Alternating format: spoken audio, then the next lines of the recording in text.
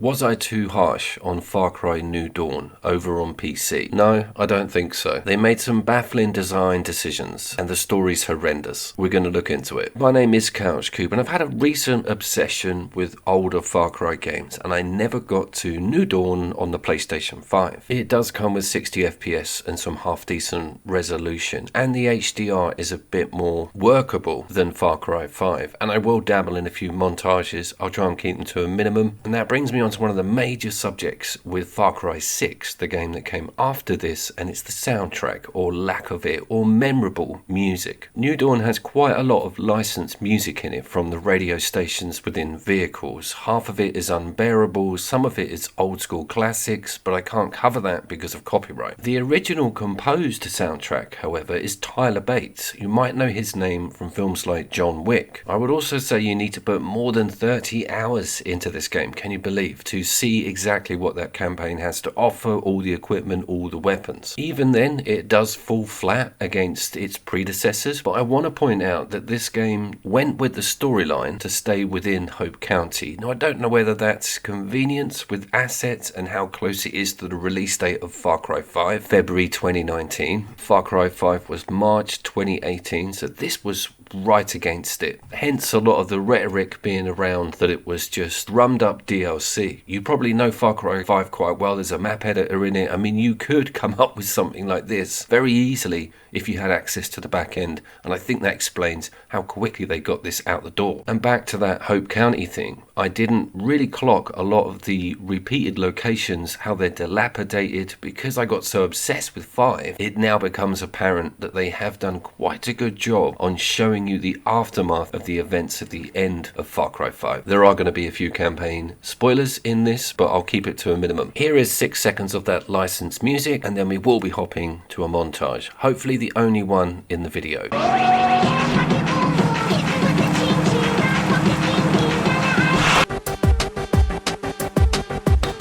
What was that?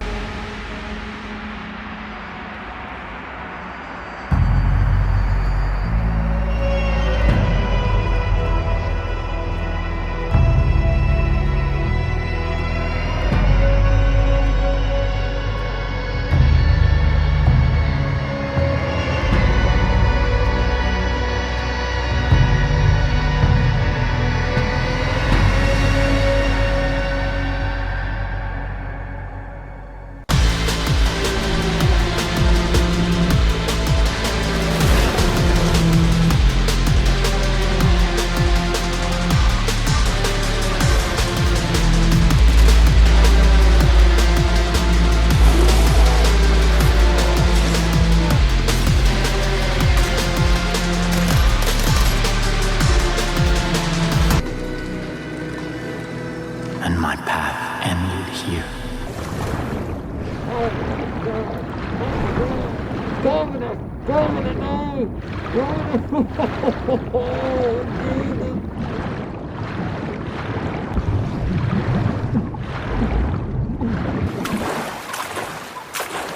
How am I going to explain that one to Nick? Don't worry, we do get our own back on those demon fish, and that NPC character, your starter character, is extremely important. We will go into that later in the video. That sort of ties in with why I am still playing New Dawn. The craving for more of that Hope County coolness and more of those NPCs is great enough to put aside New Dawn's deficiencies. That is probably only applicable to me. A lot of people may look at that Far Cry 5 story and just think, yeah, fair enough, let's walk away from that. But I feel Eden's Gate, Joseph Seed, there is just so much that could be had with that timeline. I am genuinely annoyed that it was sort of put to bed when it came to Far Cry 6. I mean, like nothing, complete slate clean, we're all going to Cuba. What the hell? I am also trying to give Far Cry 6 the benefit of the doubt. That's also on the SSD at the moment. It's on extra, and its performance is so distracting. I am just gobsmacked that a 9th generation AAA Ubisoft game performs like that. You might think that's a tongue-in-cheek statement, but Outlaws, absolutely flawless in quality mode, and of course Shadows, Assassin's Creed, it's a beautiful looking game without a single piece of screen tear anywhere. My GTX 60 runs that game better than my PlayStation 5, which is currently broken, by the way, so that's saying something. I'm switching spots.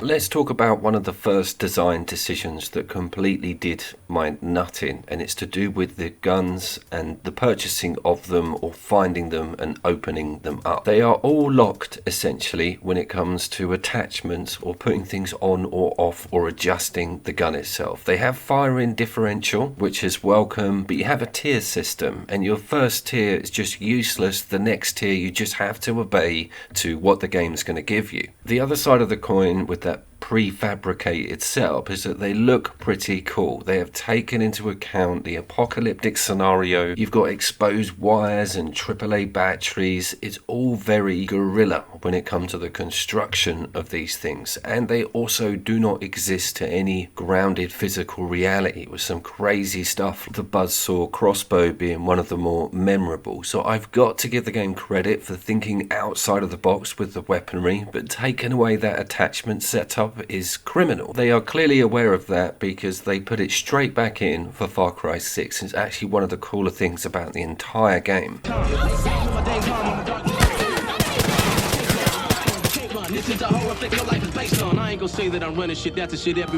Why did they go with that ranking system? Why did they elongate that process of getting cool guns? Well, I think there's a couple of reasons, but the main one is that they could put in microtransaction accelerators so that you could get a better gun if you were willing to throw money at Ubisoft, which I think again is criminal. Even more so than 5, this also leans on constantly trying to get you involved in the online process. I know these games are awesome with mates. I imagine they're absolutely epic if there's like 4 of you, but the actual IP itself in its inception, for me, in my brain, it's a single player experience. It always has been and hopefully always will. 6 doesn't seem too online only when it comes to completion of the content, but it still again keeps pushing you to join people. And yes, here we get our demon fish cull and skinning of, and that's the other thing. Everything, including the rank up of those weapons, is revolving around murdering the animals, sometimes in the most brutalist fashion. Something's coming up which you might want to look away from. It was a tier 2 mutated reindeer skin, and that stuff is essential to get anywhere in the game. I don't take any pleasure in doing this sort of stuff. It was the only humane way out of that situation.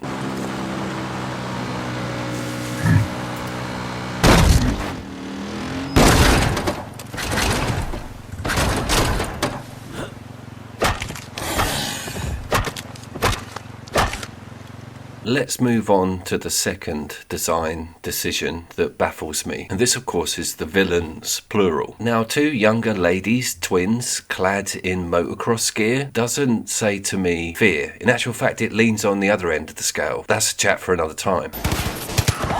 I read something very interesting about Mr. Beast's creative process. That's the largest YouTuber on the platform. He goes for a thumbnail first, bros. That is really how the bigger creators get the audience, is something grabby, something sensational for the title and thumbnail, and then they fill in the gaps afterwards because you've clicked already. For me, that's a little bit like writing an essay or a book after you've found an image that you want to go forward with. It's completely reverse for the creative process, but that's why I'm sitting at 25,000 subscribers and Mr. Beast is hit 420 million. 457 million, actually, just had to check that one, but he does have to shout. I'm not sure if you've heard his content. My point is, to the creatives over at the Far Cry team who are having to drum up something fresh for Far Cry 7, find the villain first. Build the game around an individual or a character that you're completely satisfied with is going to make the game what it is. Far Cry is like a pyramid, and at the top is the evil dude or dudette that the whole thing cascades off and around. They also need to show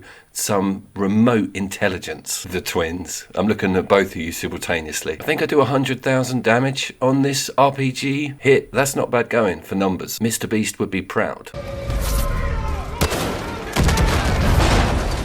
And thirdly, and this one is a bit spoilery, but rolling out Old Man Joseph Seed. It's supposed to be 17 years later after a nuclear explosion. He actually doesn't look too bad considering, but here's the angle that I didn't like, is that he's painted as kind of a good guy within this canon. He is not the arch enemy in the previous game. I thought that was a slightly clever angle on things, but again it did feel like another rollout, another lazy piece of reused content or ideas. Just felt a little bit like a half measure for what I was craving from Far Cry 5. But I knew all of that. I knew this was a drab of what that game was, with its writing and characters and whole structure, but I was just double disappointed with the whole Joseph sort of reformed, and he fears the twins. He's like, oh man, you know, they're well deadly on their 125s. And you get to fight a big bear, and they should have made this some sort of humanoid character, some sort of mutated like warlord boss or something, not just used one of the indigenous animals that you've been coming up against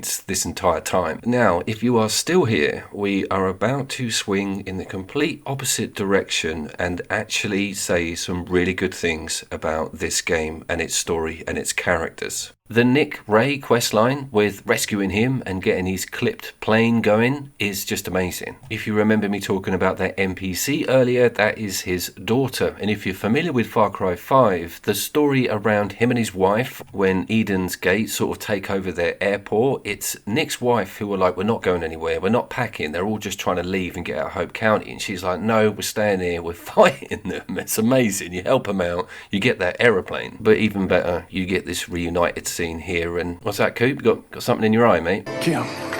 No, I put them here somewhere.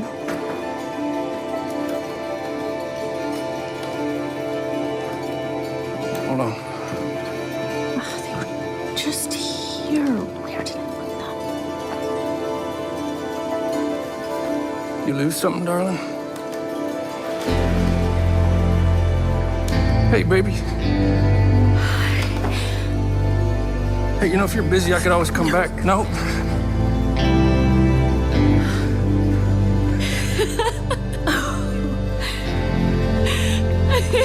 Hey, kiddo. Thank you.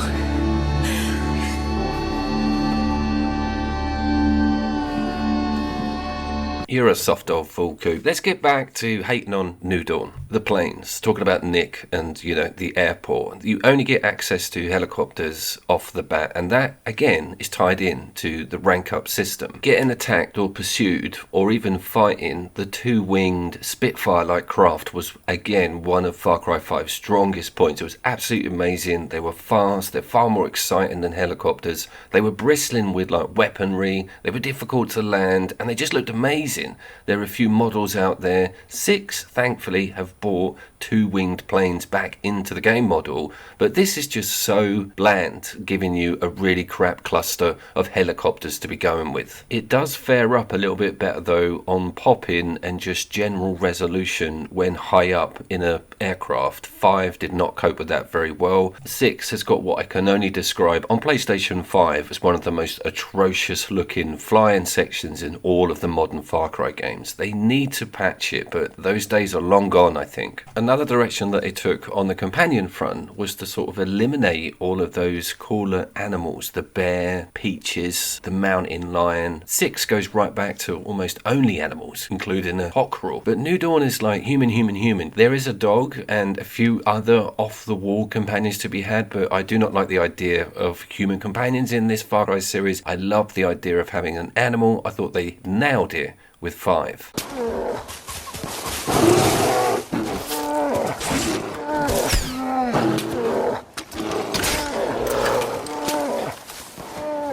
Lastly, as well, on the mutation front, they could have pushed the boat out a bit more on this. You probably played Fallout and realised how crazy radiation mutation can get in a video game. But as mentioned, repeat assets, they just built on them, you know, added some new skins, made them a bit bigger, that sort of thing. The fish do look pretty cool, and if you played Dredge, you probably know how outlandish some fish designs can get.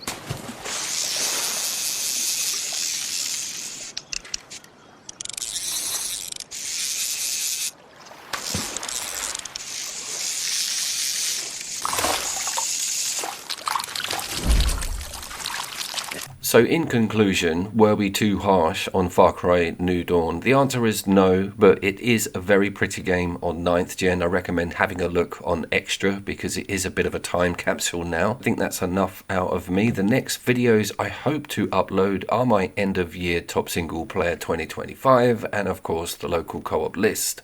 I will see you down there.